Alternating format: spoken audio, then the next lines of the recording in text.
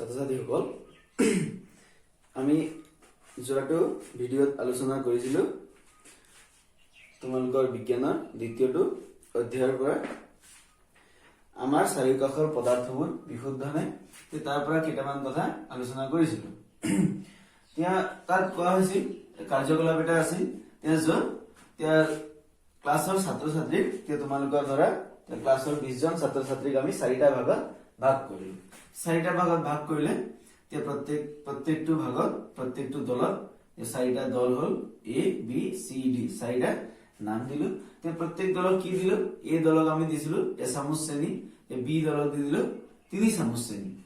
সি দলক দিলো ময়দা গুড়ি বা চকৰ গুড়ি, ডি দলক দিলো চিয়াহী বা গাখীৰ জাতীয় পদাৰ্থ। এতিয়া আমি পাইছিলো যে এই এচামুচ চেনি ইয়াক পানীৰ লগত মিহলি কৰাৰ লগে লগে পানীৰ লগত মিহলি কৰিলে সি দ্ৰৱীভূত হৈ যায়। গতিকে যত গোটেইখিনি এচামুচ চেনি গোটেইখিনি দ্ৰৱীভূত হৈ গল। এই বি দলক যিটো দিছিল 3 চামুচ চেনি, সেইখিনি চেনিও যেতিয়া আমি পানীৰ লগত মিহলি কৰিছিলো সেইখিনি চেনিও দ্ৰৱীভূত হৈ যায়। কিন্তু পাৰ্থক্য দুইটা ক'ত আছিল?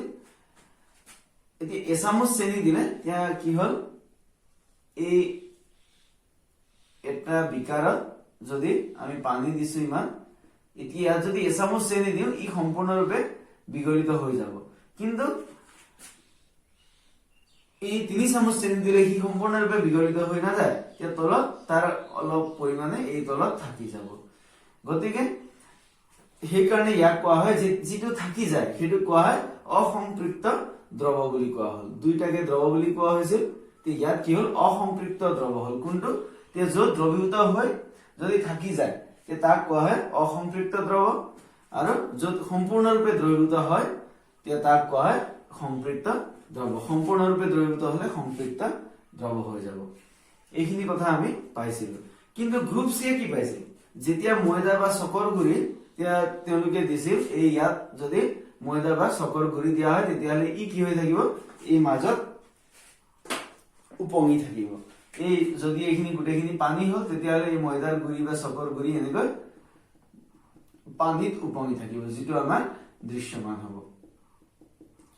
এই উপঙি থকাটোক কোৱা হয় প্ৰলম্বন বুলি কোৱা হয়। ই দ্ৰৱ নহয়, ইয়াক কোৱা হয় প্ৰলম্বন।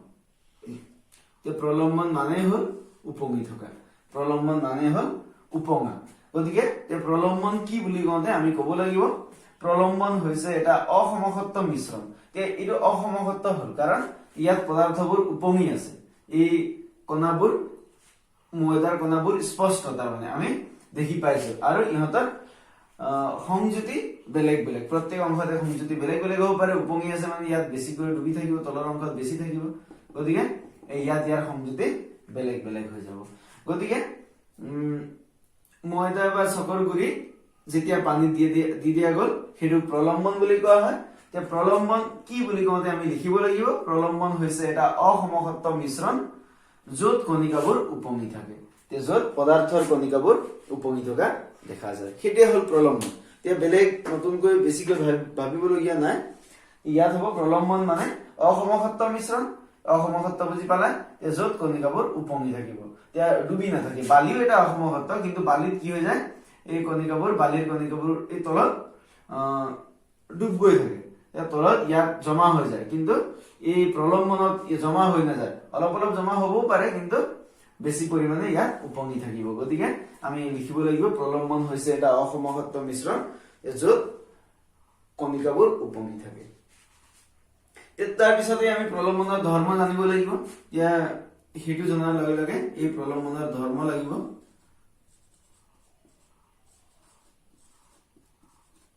প্ৰলম্বনৰ ধৰ্ম, প্ৰলম্বনৰ ধৰ্ম সহজ আমি তাৰ পৰা উলিয়াব পাৰো। এটা 1 নম্বৰ হল প্ৰলম্বন হৈছে এটা অসমসত্ব মিশ্ৰণ। গতিকে আমি কব লাগিব ইয়াত অসমসত্ব মিশ্ৰণ বুলি। অসমসত্ব মিশ্ৰণ। 2 নম্বৰ প্ৰলম্বন হবৰ কাৰণে সদায় হব লাগিব এই কণিকাবোৰৰ কথা লিখিব লাগিব খালী চকুৰে দেখি। কণিকাবোৰ খালী চকুৰে দেখি, কাৰণ ময়দাৰ কণিকাবোৰ খালী চকুৰে দেখি পোৱা যায়। কণিকাবোৰ খালী চকুৰে দেখি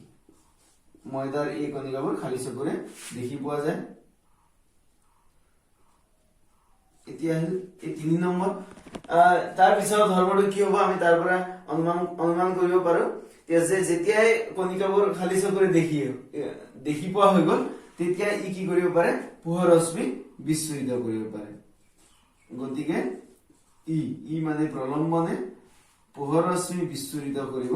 পাৰে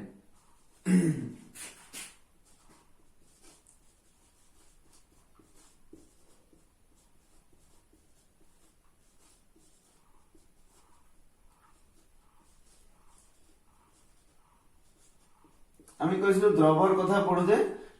যে য'ত কণিকাবোৰ খালী চকুৰে দেখি পোৱা নাযায় সিহঁতে পোহৰ ৰশ্মি বিচ্ছুৰিত কৰিব নোৱাৰে সিহঁতৰ পোহৰ ৰশ্মি বিচ্ছুৰণ কৰাৰ ক্ষমতা নাথাকে কাৰণ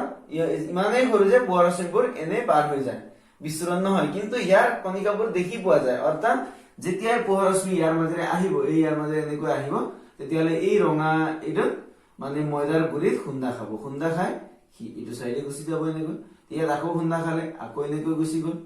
বা ইয়াত যদি আহি থাকে এনেকৈ খুন্দা গল সি ওপৰলৈ গুচি গল ইয়াত খুন্দা খালে আকৌ আহি গল ইয়াত খুন্দা খাই আকৌ গুচি যাব গতিকে ই খুন্দা খাই থাকিব গতিকে সেই খুন্দা খোৱাটোকে কোৱা হয় বিচ্ছুৰিত হোৱা এই প্ৰলম্বনৰ কণিকাবোৰে পোহৰ ৰশ্মি বিচ্ছুৰিত কৰিব পাৰে সেইকাৰণে চতুৰ্থটো ধৰ্ম হ'ব এই যদি এই আমি গিলাসটো যদি আমি টছ মাৰি চাওঁ তেতিয়াহ'লে আমি দেখিয়ে পাম যে পোহৰ ৰশ্মি বিচ্ছুৰিত হয় সিফালে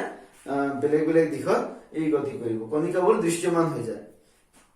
সেইকাৰণে কোৱা হয় পোহৰ ৰশ্মি বিচ্ছুৰিত কৰিব পাৰে এতিয়া যদি নুজু কৰাকৈ থৈ দিওঁ এই যেতিয়া এই কাৰ্যকলাপটো আমি কৰিছিলো যে শেষত 5 মিনিট সময় আমি এনে এৰি দিছিলো এনে ৰৈ থাকিছিলো শেষত তেতিয়া কি হৈ গৈছিল কণিকাবোৰ জমা হৈ যায় কিন্তু ইয়াত তেনেকুৱা নহয় ইয়াৰ কণিকাবোৰ অস্থিৰ মানে ই য'ত ঘূৰি থাকে ই তাৰ মানে তলত জমা হৈ নাযায় ইহঁতক পৰিশ্ৰাবণ প্ৰণালীৰে পৃথক কৰিব পাৰি কণিকাবোৰ অস্থিৰ পৰিশ্ৰাবণ প্ৰণালীৰে মানে ফিল্টাৰ কৰি ইহঁতক পৃথক কৰিব পাৰি পৰিশ্ৰাবণ প্ৰণালীৰে পৃথক কৰিব পাৰি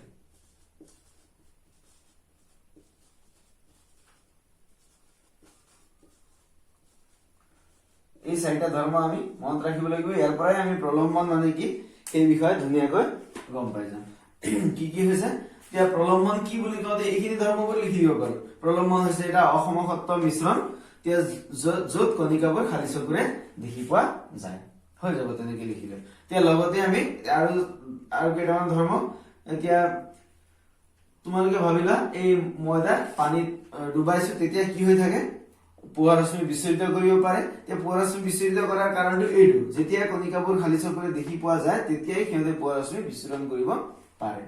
এতিয়া কণিকাবোৰ অস্থিৰ হৈ থাকে অস্থিৰ মানে অলপ সময় যদি ৰৈ দিওঁ লৰচৰ নকৰাকৈ তেতিয়াও ই কি হৈ থাকিব উপঙি থাকিব তলত গৈ জমা হৈ নাযায় পৰিশ্ৰাবণ প্ৰণালীৰে ইহঁতক পৃথক কৰিব পাৰি আমি যদি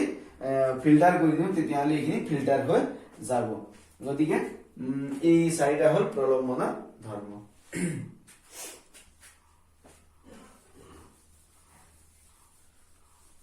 এতিয়া প্ৰলম্বন জনাৰ পিছত আমাৰ আহিব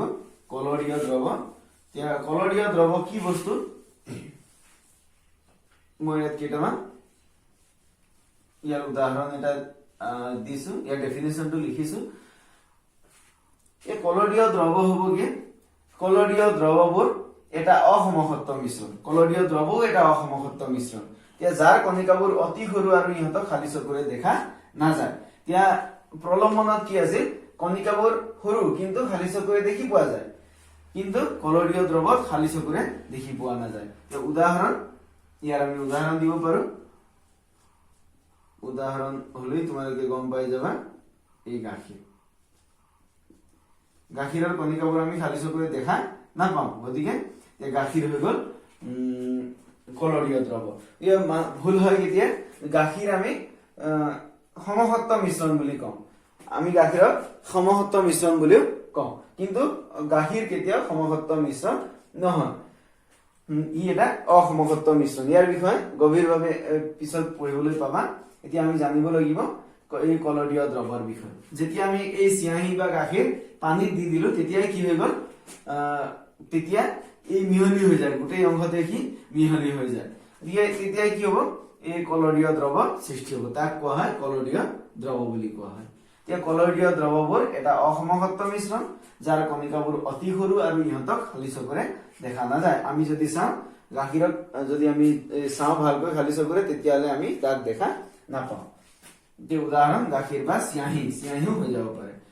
গতিকে সেইটো জনাৰ লগতে আমি জানিব লাগিব এই কলৰীয় দ্ৰৱৰ ধৰ্ম। কলৰীয় দ্ৰৱৰ ধৰ্ম, ইহঁতৰ ধৰ্মখিনি আমি ভালকৈ জানিব লাগিব, মুখস্থ কৰিব লাগিব, তেতিয়াহে আমি গোটেই কথাখিনি বুজি পাম। গতিকে 1 নম্বৰতে আহিলে আমাৰ কলৰীয় দ্ৰৱবোৰ এটা অসমসত্ব মিশ্ৰণ। কলৰীয় দ্ৰৱবোৰ এটা অসমসত্ব মিশ্ৰণ হৈ যাব, কাৰণ আমি এইটো ডেফিনেশ্যন লিখোতে সেই ধৰ্মটো লিখিছো। 2 নম্বৰতে লিখিছো আমি ইয়াৰ কণিকাবোৰ অতি সৰু, এইটো আমি 1 নম্বৰ হিচাপে লিখিব পাৰো। এতিয়া 2 নম্বৰতে আমি লিখিলো, এইটো যেনিবা 1 নম্বৰত লিখিলো 1 নম্বৰ ধৰ্ম কলৰীয় দ্ৰৱবোৰ এটা অসমসত্ব মিশ্ৰণ। এতিয়া 2 নম্বৰত লিখিলো ইয়াৰ কণিকাবোৰ অতি সৰু, আৰু ইহঁতক খালী চকুৰে দেখি পোৱা নাযায়। এতিয়া কি হৈ গল, খালী চকুৰে দেখি পোৱা নাযায়, ঠিক আছে, সেইটো লিখাৰ লগে লগে কি হৈ গল, যেতিয়া আমি খালী চকুৰে দেখা নাপাওঁ তেতিয়া কি হৈ যাব, ইহঁতে পোহৰ ৰশ্মি বিচ্ছুৰণ কৰিব নোৱাৰে। যেতিয়া আমি খালী চকুৰে দেখা নাপাওঁ ই পোহৰ ৰশ্মি বিচ্ছুৰণ কৰিব নোৱাৰে, গতিকে ইহঁতে পোহৰ ৰশ্মি বিচ্ছুৰণ কৰিব নোৱাৰে। সেইটো আমি কণিকাবোৰৰ আকাৰৰ পৰা গম পাওঁ।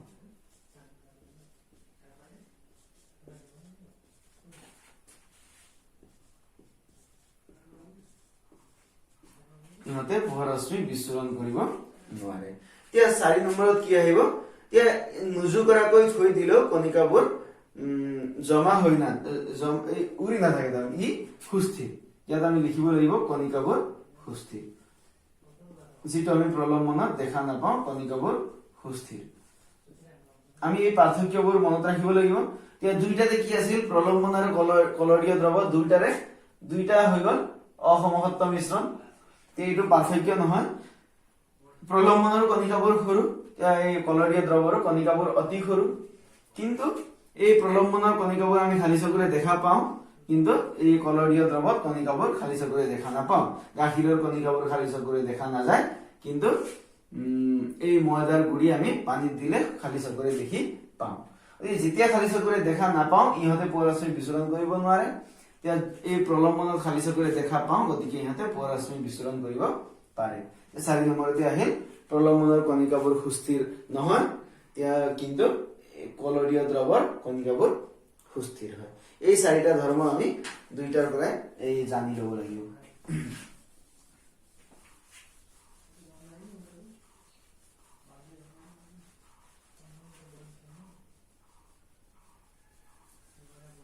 এতিয়া কলৰীয় দ্ৰৱ আমি ক'ত দেখা পাওঁ, সেই তাৰ কেইটামান উদাহৰণ আমি জানিব লাগিব।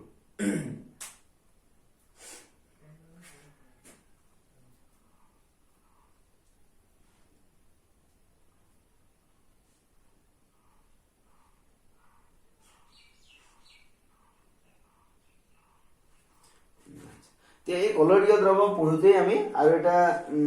শব্দ আমি পঢ়িব লাগিব, যিটো হল টিন্ডেল ক্ৰিয়া। টিন্ডেল ক্ৰিয়া,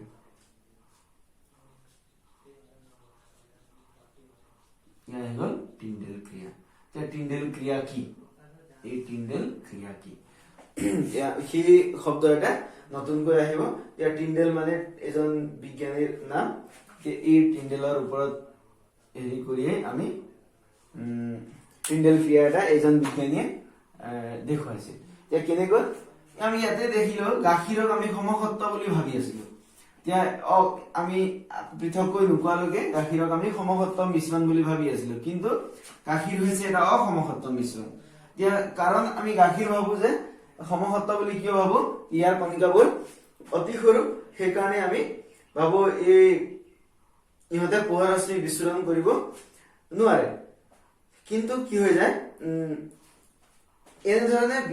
পোহৰ ৰশ্মিৰ এনেধৰণৰ হোৱা বিচ্ছুৰণক টিণ্ডেল ক্ৰিয়া বুলি কোৱা হয় যেতিয়া গাখীৰে কি কৰিলে খালি চকুৰে দেখি পোৱা নাযায় আৰু সিহঁতে পোহৰ ৰশ্মি বিচ্ছুৰণ কৰিব পাৰে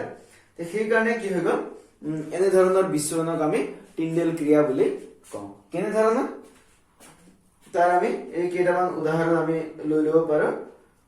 যে বন্ধ কোঠা এটা আগৰ যেতিয়া ভাবিলা এই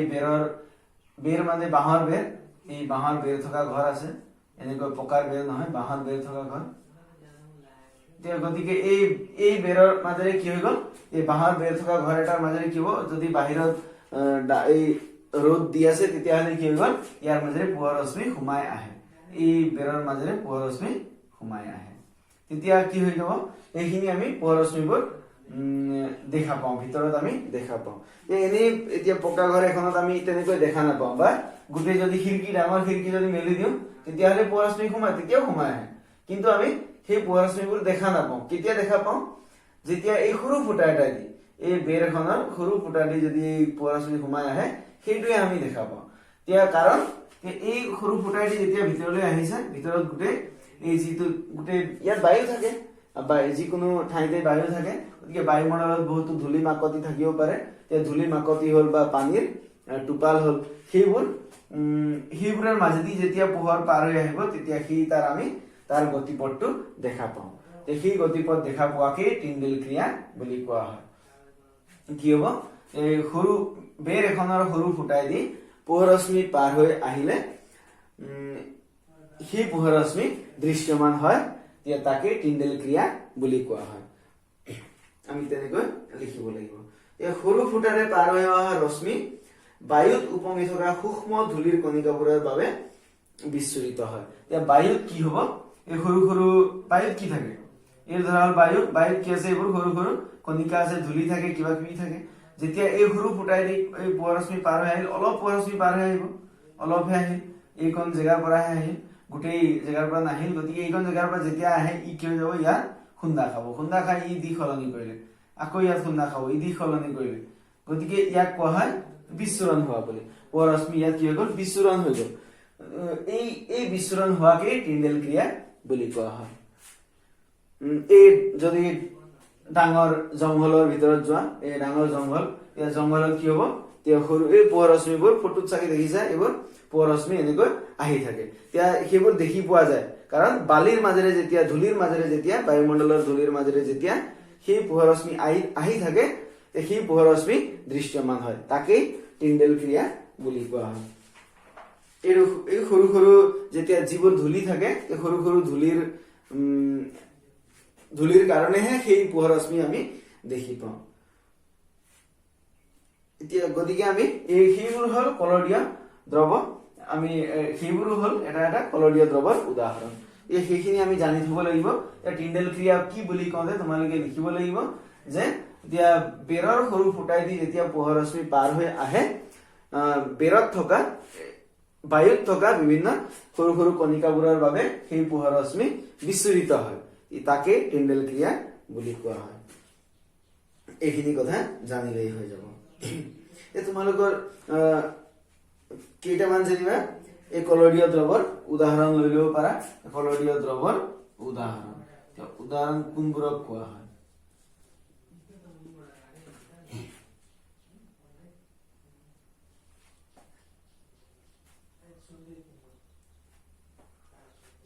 এতিয়া আমি এটা কলৰীয় দ্ৰৱ ল'লো কেনেকুৱা তৰল যোগ গেছ তৰল পদাৰ্থ যোগ গেছ এইটো মিহলি হোৱা এটা কলৰীয় দ্ৰৱ ইয়াৰ উদাহৰণ হ'ল এই জলীয় বাষ্প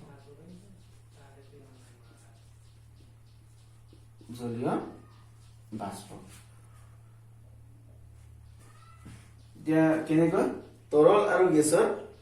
যিটো তৰল আৰু গেছ মিহলি হৈ যিটো কলৰীয় দ্ৰৱ হয় তাকেই কোৱা হয় এই জলীয় বাষ্প ইয়াৰ প্ৰকাৰ হ'ল এৰছল বুলি কোৱা হয় আৰু ইহঁতৰ উদাহৰণ হ'ল এই জলীয় বাষ্প কুঁৱলী হ'ব পাৰে কুঁৱলী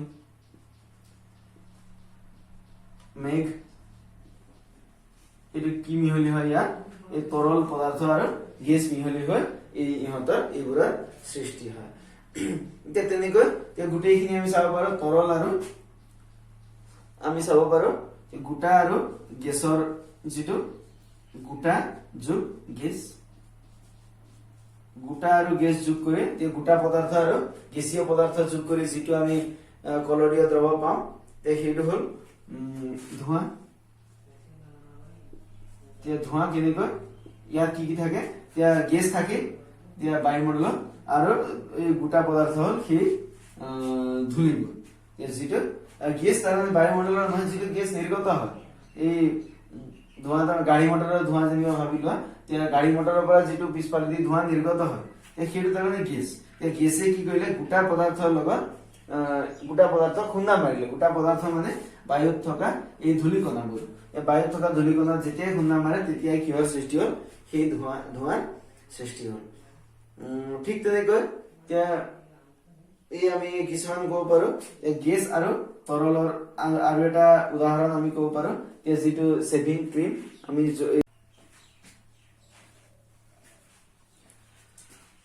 এতিয়া প্ৰশ্ন এটা দিয়া আছে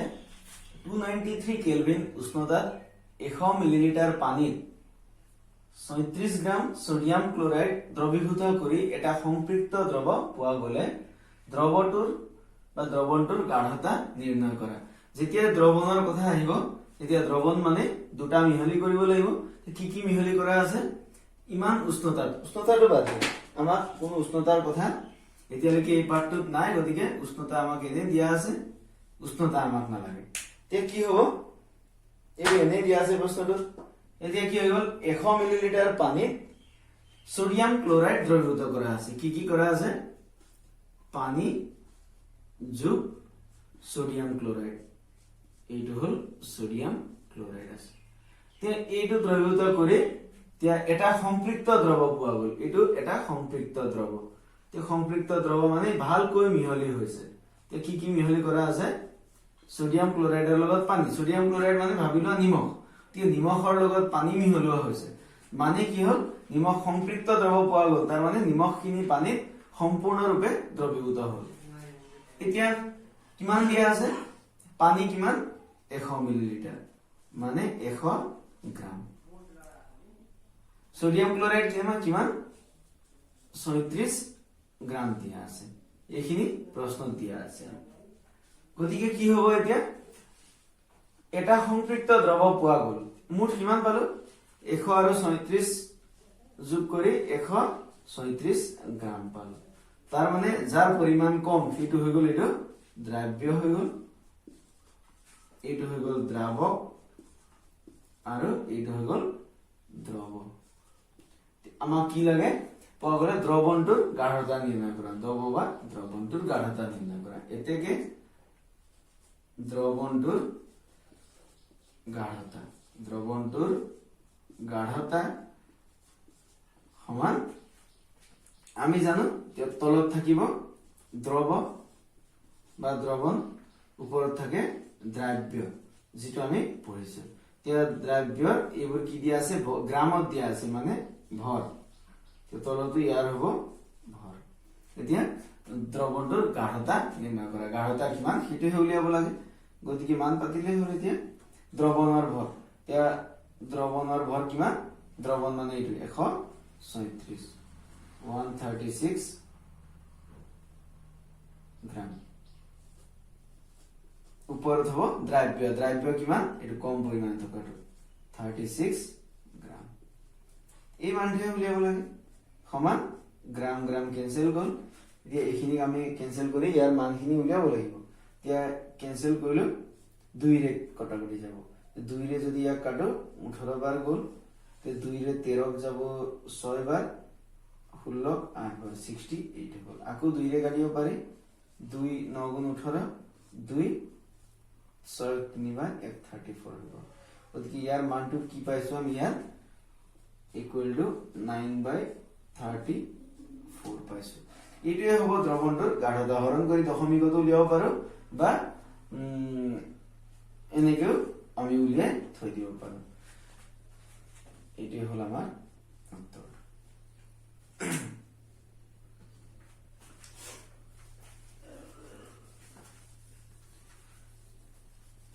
আমাৰ এইখিনি দ্ৰৱ দ্ৰৱণ আৰু প্ৰলম্বন এইখিনি কথাই আছিল এইখিনি কথা ইয়াতে ইমানতে অন্ত পৰিল এতিয়া আমি এই পাঠটোৰ নেক্সট অংশলৈ যাব লাগিব এই নেক্সট অংশত আছে যে আমি কেনেকৈ দ্ৰৱণবোৰ পৃথক কৰিম বা প্ৰলম্বনবোৰ কেনেকৈ পৃথক কৰিম তাৰ মানে মিশ্ৰণ মানে ধৰা হল এই যিবোৰ আমি মিশ্ৰণ পঢ়ি আছিলো ইমান সময় তাৰ পৃথকীকৰণৰ বিষয়ে পঢ়িম এই মিশ্ৰণবোৰৰ পৃথকীকৰণ কেনেকৈ মিশ্ৰণৰ পৃথকীকৰণ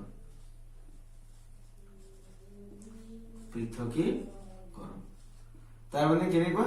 মিশ্ৰণ মানে দুটা বস্তু মিহলি হৈ থাকে এতিয়া পালাই তাৰ মানে ধৰা হল এ আৰু বি দুটা বস্তু মিহলি হৈ আছে তেতিয়া এটা কি হৈ যায় মিশ্ৰণ হৈ যায় এই পাঠটোৰ আৰম্ভণিতে সেইখিনি কথা পাইছিলা এতিয়া কি হ'ব এই মিশ্ৰণবোৰ পৃথক কৰিব লাগে কেনেকৈ ধৰা হল এই মিশ্ৰণ মানে ইয়াত কি জমা হল ভাবি লোৱা চেনিৰ লগত পানী মিহলি হৈ গল চেনি যত পানীৰ মিশ্ৰণ আছে ইয়াৰ পৰা তুমি চেনি কেনেকৈ পৃথক কৰিবা বা তুমি বজাৰলৈ গৈছিলা বজাৰত কি হৈ গল এই চেনি কিনিছিলা তেতিয়া চেনিখিনি আনি থাকোতে এই যিটো মোনা আছিল মোনাটো ফুটা আছিল চেনিৰ লগত তলত পৰি গল চেনিখিনি তলত কাৰ লগত মিহলি হলি চেনিখিনি ধূলিৰ লগত মিহলি হৈ গল ইয়াক কেনেকৈ পৃথক কৰিবা সাধাৰণভাৱে ঘৰত ব্যৱহাৰ কৰা পদ্ধতি অনুসৰি ইয়াক কেনেকৈ পৃথক কৰিবা সেইবোৰ আমি ইয়াত আলোচনা কৰিম ধৰা হল এই তেল আৰু পানী তেল ক'ত পোৱা যায় বুলি কওঁতে পানীৰ লগতে মিহলি হৈ থাকে প্ৰথমতে তাৰ মানে ইয়াৰ মিশ্ৰণ এটা থাকে তেল আৰু পানীৰ মিশ্ৰণ এটা থাকে গতিকে ইয়াৰ পৃথকীকৰণ কেনেকৈ কৰিবা গতিকে সেইবোৰৰ বিষয়ে আমি পঢ়িম ধৰা হল এতিয়া এই কাপোৰ এটা মানে কাপোৰ মানে কি এটা কাপোৰত কি হল ৰং লাগিল এটা ৰং লাগিল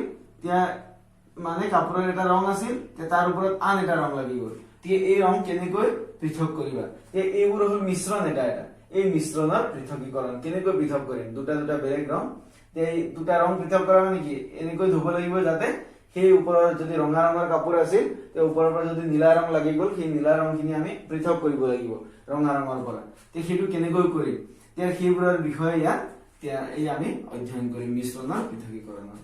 এইবোৰ অধ্যয়ন কৰা বহুত কেইটা পদ্ধতি আছে আমি কব পাৰো এই বাষ্পীভৱন পদ্ধতি কেইটামান উদাহৰণ বাষ্পীভৱন পদ্ধতি হল বাষ্পীভৱন পদ্ধতি পৃথকীকৰণৰ পদ্ধতিবোৰ দে এতিয়া এই 2 নম্বৰতে কব পাৰো অপকেন্দ্ৰিক পদ্ধতিটো এই অপকেন্দ্ৰিক পদ্ধতি কলৰীয় দ্ৰৱবোৰৰ ক্ষেত্ৰত আমি অপকেন্দ্ৰিক পদ্ধতি ব্যৱহাৰ কৰো অপকেন্দ্ৰিক পদ্ধতি আমি আৰু এটা পঢ়ি আছিলো এই ফিল্ট্ৰেশন মানে আছিল আমি যেটা ফিল্টাৰ কৰিছিলো গতিকে ফিল্টাৰ কৰা পদ্ধতিটো হল পৰিশ্ৰাবণ প্ৰণালী গতিকে এই পৰিশ্ৰাবণ পদ্ধতি আৰু এটা যিবোৰ পৰিশ্ৰাবণ প্ৰণালীৰে বা পৰিশ্ৰাবণ পদ্ধতিৰে বা পৰিশ্ৰাবণ প্ৰণালীৰে পৃথক কৰিব নোৱাৰি এই কলৰীয় দ্ৰৱবোৰ গতিকে ইহঁতক এই অপকেন্দ্ৰিক পদ্ধতি ব্যৱহাৰ কৰা হয় তাৰপিছতে আহিল এই ওপৰত বাষ্পীভৱন পদ্ধতি এনেকুৱা বহু ধৰণৰ পদ্ধতি আছে আমি আৰু এটা কলো বৰ্ণলেখন পদ্ধতি এতিয়া তেনেকুৱা পৃথক মিশ্ৰৰ কাৰণে আমি বেলেগ পদ্ধতি ব্যৱহাৰ কৰিম এতিয়া এই পদ্ধতিবোৰৰ বিষয়ে আলোচনা কৰা আছে বা এই ঊৰ্ধ্বপাতন পদ্ধতি ইহঁতৰ বিষয়ে আলোচনা কৰিব লাগিব